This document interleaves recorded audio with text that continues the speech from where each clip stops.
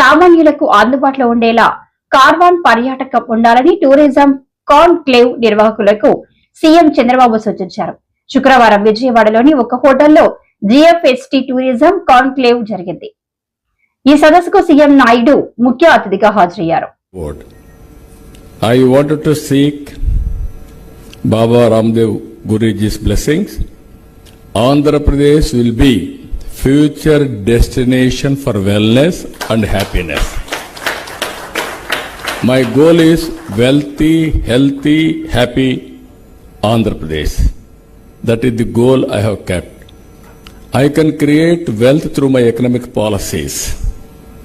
But Babaji is going to give happiness and health for everybody. That's why I'm requesting him now. I want to take his services. He's a very, very effective marketing manager of a product. If we decide, this is where I'm asking him only one thing. Just now, after hearing him, after seeing him for 3 decades, long journey, I had a very good affiliation with him. Very, very affectionate wherever, because both of us are working for a common cause. Through I'm a politician, through public policies, I want to serve the state. Being a spiritual leader, he wanted to serve the community in a big way. This is a rare combination for both of us for the last 3 decades. Now I request only one thing. I want to take his advice and guidance for promoting tourism and wellness of Andhra Pradesh in a big way. That's why, with all your cooperation, I am also asking Babaji, Baba Ramdev ji, be our advisor for tourism. You will be the best brand manager, promoter for Andhra Pradesh. I will be very happy. If you accept, we will be very happy. Then automatically tourism will happen in Andhra Pradesh in a big way. All events I can create. So many celebrities are there. True celebrity is Baba Ramdev Guruji. I am very happy. So this is the occasion I want to tell you. Everything we wanted to promote in a big way from today onwards. Long back, I gave a slogan. People are asking what is the importance of tourism. At that time, we will talk about communism, socialism, capitalism, like that people used to talk. One word I told at the time, all isms. Bheemili నియోజకవర్గంలో కూటమి నేతల మధ్య ఫ్లెక్సీల వివాదం. మంత్రి పార్థసారథి నేపథ్యంలో ఏర్పాటు చేసిన ఫ్లెక్సీలలో ప్రధాని మోడీ, జనసేన అధినేత పవన్ కళ్యాణ్ ఫోటోలు పెట్టలేదని జనసేన బీజేపీ నాయకులు ఆరోపించారు.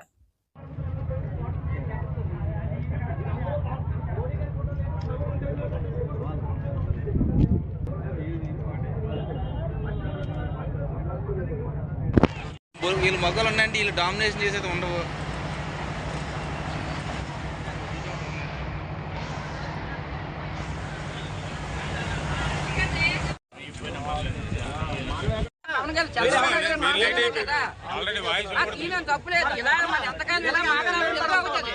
ఇది కావాలనే ఏఈ గారు అయితే మాత్రం ఒక వైసీపీ కోవర్ట్లాగా ఇక్కడ పనిచేశారు.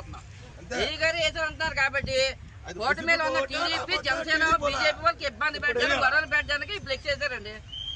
పవన్ కళ్యాణ్ గారు పద్ధతి లేకపోతే కూటమి అధికారంలో ఉంటుందా? సింపుల్ గా ఒకసారి ఆలోచించాలి. ఇదైతే కరెక్ట్ కాదు, పద్ధతి అయితే కాదు. స్టిక్కర్లు అని చెప్తాం, ఇదని చెప్తాం. స్టిక్కర్ల ప్రభుత్వం కాదు కదా మంది, మన స్టిక్కర్ల ప్రభుత్వం అయితే కాదు. కాబట్టి ఆలోచించాలి. సార్ మమ్మల్ని ఎవరు గౌరవించట్లేదు సార్. మా గౌరవించకపోతే పోయారు. మా అధ్యక్షుడు పవన్ కళ్యాణ్ గారికి కూడా గౌరవం లేకపోతుంది. మోడీ గారికి కానీ పవన్ కళ్యాణ్ గారికి కానీ ఇక్కడే కాదు, ప్రతి మీటింగ్ లో కూడా మా భీమిలి నియోజకవర్గంలో ఫోటోలు లేక నెట్టడం, ఏమనంటే చోట్ల తప్పు అయిపోయిందో అధికారులు మరి చెప్పడం.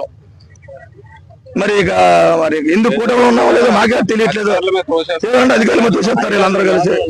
దీని మీద మాత్రం తీవ్రంగా ఖండిస్తున్నాం. అది నా పేరు పిల్ల చిన్నారావు అండి.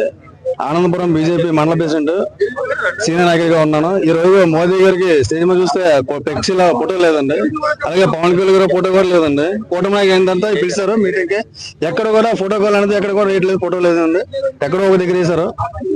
అయినసి దీని గురించి కొంచెం సంధించాలని చెప్తున్నాను. ఏం జరిగింది పవన్ కళ్యాణ్ గారి ఫోటో లేకుండా మోడీ గారి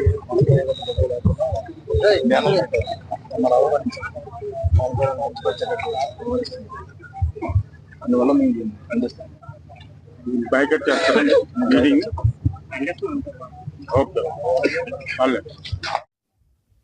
ఎండాడ మంచినీటి సరఫరా రిజర్వాయర్ వద్ద ఉద్యోగులు ఆందోళన. ఉద్యోగ సంఘాల పిలుపు మేరకు శుక్రవారం నుంచి సమ్మెకు సిద్ధమైనట్లు తెలిపారు.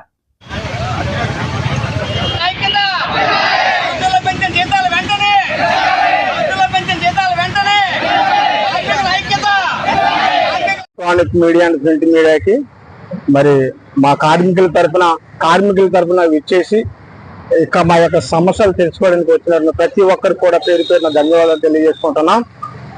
ఇప్పుడు మా యొక్క సమస్య ఏంటంటే ఇంతవరకు కూడా చాలని జీతాలతో మేము మా బ్రతుకులు నెట్టుకొస్తున్నాం. కానీ ఇప్పటి వరకు కూడా గత సంవత్సరం నుంచి కూడా మేము మరి కౌన్సిల్లో మా యొక్క సమస్యలు పెట్టడం జరిగింది. యూనియన్ ద్వారా పెట్టిన సమస్యలను మరి వెంటనే పరిష్కరిస్తామని చెప్పి కౌన్సిల్ కూడా ఆమోదం చేయడం జరిగింది. అందరూ కూడా అంగీకరించారు. కమిషనర్ గారు కూడా దీనికి యాక్సెప్ట్ చేశారు. ఇదిగో అదుగని చెప్పేసి ప్రతిసారి కూడా మాకు ఇలాగా డ్రాగన్ చేసుకొస్తున్నారు. కానీ మా బ్రతుకులు చూస్తే చాలా దుర్భరంగా ఉన్నాయి. సార్ మొత్తం స్టాఫ్ అందరూ కలిపి 1674 మంది సార్. ఓవరాల్ గా ఒకటే సీఆర్ ఉన్నాం సార్. అందులో ఓన్లీ వాటర్ సప్లై మాత్రమే 1274 మంది. అయితే ఇక్కడ మేము ఎప్పుడైతే సెప్టెంబర్ 9వ తారీఖున కూర్చున్నామో వాళ్ళకి అంటే మేము అడిగింది ఎస్ఎస్ఆర్ రేట్ కాకుండానే ఇంకో రేట్ తీసుకోండి అని చెప్పేసి ఒక టైం పీరియడ్ పెట్టారు. ఎవరికైతే 10 సంవత్సరాల అనుభవం ఉండి టెక్నికల్ జాబ్ చేస్తున్నారో వాళ్ళందరికీ సెమిన్ స్కిల్ జీతాలు ఇవ్వడానికి ఒప్పుకున్నారు. ఆ 1274 మందిలో 950 మందికి మాత్రమే ఇప్పుడు జీతం పెరుగుతుంది. ఆ పెరుగుతున్న జీతం కూడా ఇవ్వడానికి చాలా ఇబ్బందులు పెడుతున్నారండి. మాకు ఇది వరకు 15,000 ఉండేదండి. కటింగ్లు పోగా 13,087 రూపాయలు వచ్చేది. ఇప్పుడు ఆ జీతాన్ని 15,000 నుంచి 3,500 పెంచుతూ 18,500 జీతం చేస్తున్నారు. అది కటింగ్లు పోగా 16,411 రూపాయలు వస్తుంది. పెదగంట్యాడ ఆటోనగర్ లో జరిగిన హత్య కేసులో నిందితుడిని అరెస్ట్ చేసినట్లు గాజువాక ఏసీపీ త్రినాథ్ తెలిపారు. న్యూపోర్ట్ పోలీస్ స్టేషన్ లో విలేకరుల సమావేశంలో గురువారం ఆయన మాట్లాడారు. నేను సౌత్ ఏసీపీ గాజువాక, నా పేరు త్రినాథ్. ఈరోజు ఈ ప్రెస్ మీట్ పెట్టడానికి కారణం ఏంటంటే 22వ తేదీన సాయంత్రం 6-7 గంటల మధ్యలో శ్రీకృష్ణ ఇంజనీరింగ్ యార్డ్లో రాడ్ బెండింగ్ వర్క్ కోసం ఛత్తీస్గఢ్ నుండి కొంతమంది వర్కర్స్ రావడం జరిగింది. అయితే అందులో ఈ బిలోరా గ్రామం చెందిన మహాదేవ్ బగ్గల్ అనే ఒక ఆయనను, అలాగే ఈ నరేష్ కశ్యప్ అని ఒక ఇద్దరు ఆ రోజు సాయంత్రం మందు బాటలు కొనుక్కొని ఇద్దరు తాగి ఈ చనిపోయిన ఎవరైతే మర్డర్ అయ్యాడో ఆయన ఈ నరేష్కి బూతులు తిట్టాడనే కోపం మీద అక్కడున్న ఒక కర్రతో గట్టిగా కొట్టడం వల్ల అక్కడికక్కడ చనిపోయాడు. చనిపోయిన తర్వాత అక్కడ నుండి ఆ బాడీని ఆ షెడ్లో నుండి అదే యార్డ్లో, కృష్ణా యార్డ్లోనే ఈడ్చుకుంటూ తీసుకెళ్ళి ఒక తుప్పల్లో పడేశాడు. పడిస్తే మనకి సమాచారం వస్తే ఇమీడియట్గా నేను, సిఐ గారు, మన శ్యామ్ సుందర్ అందరూ కలిసి నేరస్థలంకి వెళ్ళడం జరిగింది. నేరస్థలంలో పరిశీలించిన తర్వాత ఇంకా ఎవరు మర్డర్ చేశారు ఏంటనేది ఎంక్వైరీ చేస్తే మనకు ఒక సమాచారం వచ్చింది. ఈ నరేష్ కశ్యప్ అనే వ్యక్తి ఎవరైతే మర్డర్ చేశారో ఆ వ్యక్తి ఏం చేశాడంటే మర్డర్ అయిపోయిన తర్వాత ఈ యార్డ్ దాటిన తర్వాత ఒక ఓల్డ్ మ్యాన్ దగ్గరికి వెళ్ళి ఆయన ఫోన్ తీసుకుని ఒక ఫోన్ నెంబర్కి ఛత్తీస్గఢ్లో ఒక ఫ్రెండ్కి ఫోన్ చేయడం జరిగింది. దాన్ని బేస్ చేసుకుని ఇంకా ఎంక్వైరీ చేయడం మొదలెడితే వెంటనే రెస్పెక్టెడ్ సిపి గారు టీమ్స్ ఫామ్ చెప్పడం జరిగింది. అప్పుడు ఛత్తీస్గఢ్ 2 టీంలు, శ్యామ్ సుందర్ ఇంకో టీంలు పంపించడం జరిగింది. అలాగే ఇక్కడ లాడ్జీ చెక్కింగ్ ఒక టీము, రైల్వే స్టేషన్ చెక్కింగ్ ఒక టీము, అలాగే బస్ స్టేషన్ చెక్కింగ్ ఒక టీము, పెట్టడం జరిగింది. అదేవిధంగా మడ్రై ఏరియా అందరికీ కొన్ని టీమ్స్ ఫామ్ చేసి వెతకడం మొదలెట్టారు. దానిలో భాగంగా ఈడు రైల్వే స్టేషన్లో ఉన్నట్టు మనకు సమాచారం దొరికి మన టీం వెళ్ళి పట్టుకొని అరెస్ట్ చేశాం. అయితే ఆయన కన్ఫెషన్లో ఏం చెప్పాడంటే గతంలో కూడా 2023లో ఉమర్కోట్ పోలీస్ స్టేషన్లో కూడా మర్డర్ కేసు ముద్దాయి అనమాట. ఇది రెండో మర్డర్, కొద్ది సైకో టైప్ అనమాట. చిన్న పెట్టి స్మాల్ ఇష్యూకే కొట్టి చంపడం జరిగింది. తిట్టాడని ఒక నెపంతో ఆయన కర్రతో కొట్టి బాగా ఇంజరీస్ వచ్చినట్టు కొట్టి దాన్ని తీసుకెళ్ళి ఆ డెడ్ బాడీని ఏడ్చుకుంటూ చాలా ఆ యాడ్లోనే చుప్పుల తుప్పుల్లో పడేశాడు. అయితే ఈ టీమ్స్ అందరూ చాలా బాగా కష్టపడడం జరిగింది. రెస్పెక్టెడ్ సిపి సార్ ఏం చేసే మన న్యూపోర్ట్ సిఐకి అలాగే శ్యామ్ సుందర్ ఎస్ఐ గారికి వీళ్ళిద్దరికీ అందులో వీళ్ళతో పనిచేసిన టీం అందరికీ సార్ అప్రిషియేషన్ చెప్పడం జరిగింది. అలాగే వీళ్ళకి రివార్డ్స్ కూడా ఇస్తామని సిపి సార్ చెప్పడం జరిగింది. Thank you. GVMC contract workers union CITU ఆధ్వర్యంలో అప్పుగర్ ప్లాంట్ వద్ద జీవీఎంసీ కాంట్రాక్ట్ యూజీడీ కార్మికులు నిరసన కార్యక్రమం జరిగింది. ఈ కార్యక్రమానికి GVMC contract workers union CITU అధ్యక్షుడు టి నూకరాజు హాజరై మాట్లాడుతూ ఈరోజు విశాఖపట్నంలో పనిచేస్తున్నటువంటి అండర్ గ్రౌండ్ డ్రైనేజ్ కార్మికులు కానీ పారిశుద్ధ కార్మికులు కానీ ఇప్పటికే 2 నెలల నుంచి జీతాలు అనేది కూడా ఇవ్వలేదు. జీతాలు ఇవ్వకపోవడం వల్ల వారందరూ కూడా చాలా తీవ్రమైన ఇబ్బందులకి గురవుతూ ఉన్నారు. అలాగే ప్రభుత్వం ఏదైతే సంక్షేమ పథకాలు పెట్టిందో ఆ సంక్షేమ పథకాల్లో ఆఫ్లో పేరు ఎంప్లాయ్ ఉండడం వల్ల ఎవరైనా సంక్షేమ పథకాలు పెట్టుకుంటే మీరు అర్హులు కాదు, కాబట్టి మీకు ఈ సంక్షేమ పథకం అమలు కాదు అని చెప్తూ ఉన్నారు. అలాంటిది తల్లికి వందనం మన రాష్ట్ర ప్రభుత్వం కూడా విడుదల చేసింది. విడుదల చేసినా సరే ఎంప్లాయ్ అనే పదం ఉండడం వల్ల ఈ కార్మికులు ఎవరు కూడా సంక్షేమ పథకాలు అనేది అమలు కాలేదు. కుడి చేయి వెనక ఎడం చేయి వెనక కూడా పెట్టి మలినాలన్నీ కూడా అండర్ గ్రౌండ్ డ్రైనేజ్ అన్ని కూడా క్లీన్ చేస్తూ ఉంటారు. మరి ఈ కార్మికులకి సంక్షేమ పథకాలు అమలు చేయకపోతే ఎలా బతకాలని చెప్పని అడుగుతూ ఉన్నాము. అలాగే ఎవరైతే 60 సంవత్సరాలు చనిపోయిన అలాగే 60 సంవత్సరాలు రిటైర్మెంట్ అయిపోయిన ఎవరైతే ఉన్నారో రిటైర్మెంట్ అయిపోయిన కార్మికులకి వాళ్ళ బిడ్డలకి పనులు ఇవ్వాలి. కానీ ఇప్పుడు 2 సంవత్సరాలు అవుతున్నా సరే మాత్రం మా కుటుంబాలకు ఈ రోజు కూడా ఉద్యోగాలు ఇవ్వలేదు. వెంటనే వాళ్ళందరూ కూడా ఉద్యోగాలు ఇవ్వాలని చెప్పని అలాగే జీవో 36 ఏదైతే గవర్నమెంట్ ఇచ్చిందో ఆ ఇచ్చిన జీవో ఏదో దాన్ని అమలు చేయవలసి ఉంది.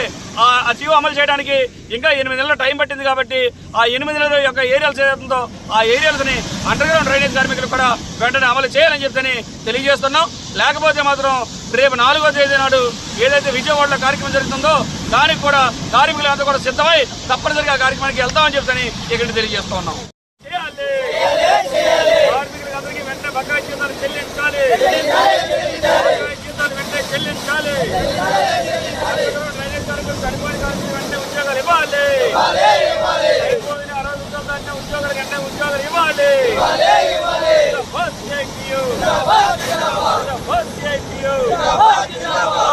కార్మికుల ఐక్యత, కార్మికుల ఐక్యత. తల్లికి వందనం పథకం వెంటనే అమలు చేయాలి. డ్రైనేజ్ కార్మికులు కూడా తల్లికి వందనం పథకం అమలు చేయాలి. విశాఖ గాజువాక జీవీఎంసీ అన్ని జోన్లలో మంచినీటి సరఫరాకు అంతరాయం. మంచినీటి పొరుగు సేవల సిబ్బంది సమ్మెలో 2000 మంది కార్మికులు రాత్రి నుండి నిలిచిపోయిన మంచినీటి పంపింగ్ సరఫరా.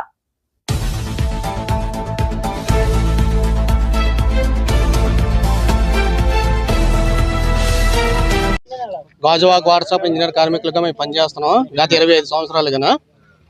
మేము 2023లో స్ట్రైక్ చేసినప్పుడు కూడా స్ట్రైక్లో పాల్గొని మనం 11 రోజులు మేము స్ట్రైక్ చేసినా సరే మాకు ఎటువంటి న్యాయం జరగలేదు. కాబట్టి ఆ న్యాయానికి మాకు ఇప్పటికైనా సరే న్యాయం చేస్తారని మా కౌన్సిల్లో మొన్న 2024లో 11 నెల 5వ తేదీన కౌన్సిల్లో మాకు తీర్మానం చేయడం జరిగింది. కానీ ఆ యొక్క తీర్మానం మటుకు అంతవరకు ఆగిపోయింది. ఇప్పటికీ సుమారు 8 నెలలు అవుతుంది. ప్రతి నెల పెరుగుతుంది శాలరీ అన్నారు. అలా 8 నెలలు అయింది సుమారుగా. మాకు మా యొక్క వాట్సాప్ ఇంజనీర్ కార్మికులు మేము ఏడు తప్పు చేస్తాం. కౌన్సిల్లో తీర్మానం అయినా సరే మాకు ఇప్పటి వరకు కూడా ఎటువంటి ₹1 కూడా మాకు పెరగలేదు.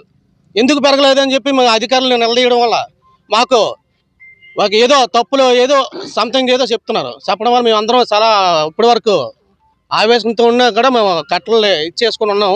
అయినా సరే ఇప్పటికీ కార్మికులందరమే విశాఖ జిల్లా నుంచి కార్మికులందరమే కూడా మేము ఏకదేకంగా ఈరోజు సమ్మెలోకి రాత్రి 12 గంటలకి మన ఆనందరావు గారి పిలుపు మేరకు సత్యం గారి పిలుపు మేరకు మేము నిన్న నైట్ 12 గంటల నుంచి మేము సమ్మెలోకి దిగడం జరిగింది.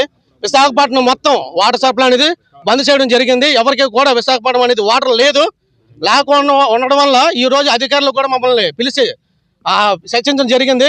సగం మంది కొంత వాటర్ ఇవ్వండి, కొంతమంది మాకు వాటర్ ఇవ్వండి అని స్ట్రైక్లో ఉండండి అన్నారు. అయినా సరే మేము అందరం కలిసికట్టుగా ఉండడం వల్ల ఏమీ లేదు. మేము స్ట్రైక్ మటుకు అక్కడి నుంచి మాకు ఎటువంటి మాకు స్పందన వస్తున్నా మేము స్ట్రైక్ ఇస్తాం, లేదంటే మటుకు మేము టెంట్ వేసి నిరోధక సమ్మెలోకి వెళ్ళడానికి సిద్ధంగా ఉన్నాం. జీవీఎంసీ వాటర్ సప్లై కార్మికులు మేము మా యొక్క పెరిగిన జీతాలు ఇవన్నీ కూడా ఏవి అమలు జరగలేదని మేము ఈ రోజుని స్ట్రైక్ దిగాం. కానీ మాకు కౌన్సిల్ ఆమోదంలోని సెమీ స్కిల్డ్ కౌన్సిల్ ఆమోదించి అది యొక్క బిల్లు పెట్టడం కూడా జరిగింది. కొంతమంది అధికారులు మా మీద మరి కక్షో తెలియదు ఏంటో తెలియదు, వాళ్ళు అబ్జెక్షన్ పెట్టడం వలన మాకు సెమీ స్కిల్డ్ కూడా మా జీతాలు ఆగిపోయినాయి. ఆగిపోయిన తర్వాత కూడా మేము మొన్న స్ట్రైక్ నోటీస్ ఇచ్చాం. ఇచ్చిన రోజునే వాళ్ళు ఏం చేశారంటే 15 రోజుల్లో మీకు న్యాయం చేస్తాము, మీరు స్ట్రైక్ చేయొద్దంటే మేము రాత్రి 12 గంటల స్ట్రైక్ అనగానే మేము విత్డ్రా చేసుకున్నాం. ఆ 15 రోజులు కూడా అయిపోయింది. అయిపోయిన తర్వాత కూడా ఏ అధికారి కూడా మాట్లాడలేదు. మాట్లాడకపోవడం వల్ల మేము ఈ రోజుని స్ట్రైక్లో దిగాము. అందుకోసం మాకు ఈ యొక్క అధికారులు, స్థానిక లీడర్లు వీళ్ళందరూ కలిసి మన మేయర్ గారు కూడా మాకు హామీ ఇచ్చారు. ఈ పెరిగిన జీతాలు కౌన్సిల్ ఆమోదంలో పొందిన జీతాలు మాకు వెంటనే అమలు చేయాలని చెప్పేసి మేము కోరుతున్నాం. అది చెయ్యని ఎడల నిరవధిక సమ్మెకు కూడా మేము వెనకాడమని చెప్పేసి మేము హెచ్చరిస్తున్నాం. మేము మాకు ఇచ్చేది 13,000 జీతం ఉంది. ఆ జీతానికి ఈ సిటీలోనే మేము ఎలా బ్రతుకుతాం అన్నది కూడా ఈ అధికారులు ప్రభుత్వాలు కూడా ఆలోచించట్లేదు. దానికి తోడు ఏంటంటే ఈ సిటీలోనేమో 12,000 జగన్మోహన్ రెడ్డి గారు అప్పుడు పెట్టింది. సిటీలో 12,000, పల్లెటూరులోనేమో 10,000 ఉంటే వాటికి అమ్మఒడి ఇలాంటి గవర్నమెంట్ పథకాలు ఏవి కూడా అమలు జరగవని చెప్పేసి ఆయన పెట్టేసి మాకు అన్యాయం చేసి వెళ్ళిపోయాడు. వెళ్ళిపోయిన తర్వాత సీఎం గారికి కూడా మేము మెమోరాండాలు ఇచ్చాం. మినిస్టర్ గారికి కూడా విజయవాడ వెళ్ళి 2 సార్లు మెమోరాండం ఇచ్చాం. ఒకసారి చర్చిల్లో కూడా మేము అడిగితే మేము సీఎం గారితో మాట్లాడిన తర్వాత మీకు ఏదో చేస్తానన్నారు. అది కూడా విజయవాడలోనే లోకేష్ గారిని కూడా కొంతమంది ప్రశ్నించారు ఈ అమ్మఒడి ఇట్ల కోసం. అమ్మ నేనేం చేసింది ఏమీ లేదు, జగన్మోహన్ రెడ్డి పెట్టిందే నేను ఇచ్చాను, మీ యొక్క పునరాలోచన చేసి సీఎం గారితో మాట్లాడి పునరాలోచన చేసి మేము చేస్తానన్నారు. అది కూడా మాకు వెంటనే చేయాలని చెప్పేసి ప్రభుత్వాన్ని కూడా మేము కోరుతున్నాం. మొత్తం సిటీ మొత్తం అయితే 12,000 మంది, 1,200 మంది. ఈ యొక్క పెరిగిన జీతాలు మాకు అన్యాయం జరిగింది. జగన్మోహన్ రెడ్డి ఉన్నప్పుడు మాకు అన్యాయం జరిగింది కనుక ఆ 950 మందిని ఆ అన్యాయాన్ని మేము 3 సంవత్సరాలు పోరాడి ఏదో విధంగా కౌన్సిల్లో ఆమోదం చేయించుకున్నాం. ఆ చేయించుకున్నది కూడా కొంతమంది అధికారులు మాకు అబ్జెక్షన్ పెట్టి ఇది ప్రభుత్వానికి వెళ్ళవలసింది కౌన్సిల్ ఆమోదంతో చేయకూడదని చెప్పేసి కొంతమంది అధికారులు ఈ అబ్జెక్షన్ పెట్టడం వలన మా జీతాలు ఆగిపోయినాయి. కలెక్టర్ గారు కూడా తొంబేశారు. ఒక అధికారి అబ్జెక్షన్ పెట్టడం వలన జీతాలు ఆగిపోయినాయి కనుక మాకు సెమీ స్కిల్డ్ కూడా మాకు వెంటనే అమలు చేయాలని చెప్పేసి మేము కోరుచున్నాం. విశాఖ గాజువాక ఈ రోజు మధ్యాహ్నం 12:06 విశాఖ ఉక్కు కర్మాగారంలో 3వ బ్లాస్ట్ ఫర్నేస్ ను ఉక్కు శాఖ joint secretary Daya Nidas Pandey, IAS incharge chairman AK Saxena పునా ప్రారంభించారు. ఈ రోజు మధ్యాహ్నం 12:06 విశాఖ ఉక్కు కర్మాగారంలో 3వ బ్లాస్ట్ ఫర్నేస్ ను ఉక్కు శాఖ joint secretary Daya Nidan Pandey, IAS మరియు incharge chairman Shri AK Saxena పునఃప్రారంభించారు. ఈ బ్లాస్ట్ ఫర్నేస్ ను స్టార్ట్ చేయడం వలన ఇప్పుడు ఉన్న 2 బ్లాస్ట్ ఫర్నేస్లతో కలిపి రోజుకు 21,000 టన్నుల హాట్ మెటల్ పిగ్ ఐరన్ ఉత్పత్తి జరుగుతోంది. ఇప్పటికే మార్చి నుంచి మే నెల వరకు ఆపరేషనల్ ప్రాఫిట్ రావడం, ఇప్పటి నుంచి నికర లాభాలు వస్తాయి అని ఉద్యోగులు ఆశాభావం వ్యక్తం చేశారు. విశాఖపట్నం స్టీల్ ప్లాంట్లో 3 బ్లాస్ట్ ఫర్నేస్లు ఉండగా గతంలో 2 బ్లాస్ట్ ఫర్నేస్ మూసేశారు. మళ్ళీ రెండోది స్టార్ట్ చేసి గత 5 నెలల నుంచి కూడా 6 నెలల నుంచి జనవరి నుంచి 2 బ్లాస్ట్ ఫర్నేస్ రన్ అవుతున్నాయి. పూర్తి స్థాయిలో ఉత్పత్తి 14,000 యావరేజ్ 2 బ్లాస్ట్ ఫర్నేస్లు కూడా ఉత్పత్తి చేయడం జరుగుతుంది. అయితే 3వ బ్లాస్ట్ ఫర్నేస్ కూడా అది మూసేసి కూడా 2 ఇయర్స్ అవుతుంది. మరి ఈరోజు స్టీల్ జాయింట్ సెక్రటరీ గారు దయానిధి పాండే గారు వచ్చి లైట్ అప్ చేశారు బ్లాస్ట్ ఫర్నెస్ 3 12:30కి. ఇప్పుడైనా స్టీల్ ప్లాంట్ మంచి రోజులు వస్తాయని అనుకుంటున్నాం. అయితే ఇంకా కేంద్ర ప్రభుత్వం యాజమాన్యం కలిపి చేసిన ఈ చర్యల వల్ల కంపెనీ అయితే లాభాలు వస్తాయి అనుకోవట్లేదు. ఎందుకంటే రా మెటీరియల్ కావాలి ఇంపార్టెంట్గా. ఈ బ్లాస్ట్ ఫర్నెస్ 3కి రా మెటీరియల్ కూడా ఎన్ఎండిసి నుంచి వస్తే ఎన్ఎండిసి నుంచి మంచి క్వాలిటీది తక్కువ రేటుకి వస్తుంది గవర్నమెంట్ కంపెనీ నుంచి. మినిస్ట్రీ ఆఫ్ స్టీల్లో ఉన్న ఈ ఎన్ఎండిసి నుంచి రా మెటీరియల్ తీసుకురాలేకపోతున్నారు ఈ మినిస్ట్రీ వాళ్ళు. ఈ బ్లాస్ట్ ఫర్నెస్ 3 నడపడానికి పెల్లెట్స్ కొంటున్నారు. దానివల్ల టన్నుకి 2,000 3,000 ఎక్స్ట్రా పెట్టి పెల్లెట్స్ కొని ఈ యొక్క లైటప్ చేశారు. దానివల్ల లాభాలు అయితే రావు. కానీ బ్లాస్ట్ ఫర్నెస్ పూర్తి ఉత్పత్తిలో రన్ అయితే 3 బ్లాస్ట్ రన్ అయితే ఫిక్స్డ్ కాస్ట్ తగ్గి లాభాలు రావడానికి అవకాశాలు ఉన్నాయి. అయితే ఒక పక్క బ్లాస్ట్ ఫర్నెస్ స్టార్ట్ అవుతుండగా మ్యాన్ పవర్ చాలా అవసరం ఉంది. ఉన్న మ్యాన్ పవర్ని మొన్న VRS పంపించారు 1200 మందిని. అలాగే మళ్ళీ ఇప్పుడు కొత్తగా VRSకి స్కీమ్కి మళ్ళీ అనౌన్స్ చేశారు. ఇంకా 600 పంపించేస్తున్నారు. అది కాకుండా మరీ దౌర్జన్యంగా దుర్మార్గంగా అక్రమంగా 5,000 మంది కాంట్రాక్ట్ కార్మికులు తొలగించారు. అది అన్యాయం. ఈ స్టీల్ ప్లాంట్ 7.3 ఉత్పత్తి చేయాలి అంటే ఖచ్చితంగా అట్లీస్ట్ పర్మనెంట్ కార్మికులు తగ్గిపోయారు. 20,000 నుంచి 10,000 మందికి వచ్చారు. కనీసం కాంట్రాక్ట్ కార్మికులైనా ఉంటే వాళ్ళతోటి 7.3 మిలియన్ తీయటానికి మరి అవకాశం ఉంటుంది. అయితే యాజమాన్యం దొడ్డిదాన్ని ఇది నమ్మటానికే టీఎంసీకి ఇచ్చేసి ఆల్రెడీ సెంట్రల్ ప్లాంట్ RMH కూడా టెండర్ వేయడం జరిగింది, UA వేయడం జరిగింది ఎవరికైనా పూర్తి మెయింటెనెన్స్కి. అంటే ఇక్కడ ఉన్న లోకల్ ఉన్న డిస్ప్లేస్ పర్సన్స్ కానీ కార్మికులు కానీ ఎంప్లాయీస్ని పూర్తి బయటకు పంపించి టీఎంసీకి ఇచ్చి ఒరిస్సా నుంచో జార్ఖండ్ నుంచో అదర్ స్టేట్ నుంచి తెప్పించుకొని వాళ్ళు పని చేయించుకుంటారు. చాలా అన్యాయం ఇది. ఈరోజు రాష్ట్ర ప్రభుత్వాన్ని మేము చెప్తున్నాం, ఏ ఒక్క కార్మికులు తీయడానికి వీల్లేదు. ఏదైతే మీరు 4,000 మందిని కాంట్రాక్ట్ తొలగించారో ఆ 4,000 మంది ఇమీడియట్గా మీరు తీసుకోవాలి. బ్లాస్ట్ ఫర్నెస్ మొదలైంది కాబట్టి దీనికి కూడా మ్యాన్ పవర్ అవసరం. ఇప్పుడు పేద కాంట్రాక్ట్ కార్మికులు వాళ్ళ జీవితాలు గత 20 సంవత్సరాల నుంచి స్టీల్ ప్లాంట్ గురించి త్యాగం చేసి పనిచేస్తున్నారు. వాళ్ళకి 20,000 లోపు జీతం ఉన్న ఆ కాంట్రాక్ట్ కార్మికులు 4,000 మంది తొలగించడం అన్యాయం. అది ఇంకా తొలగిస్తామంటున్నారు. మేము అన్ని యూనియన్ల నుంచి డిమాండ్ చేస్తున్నాం.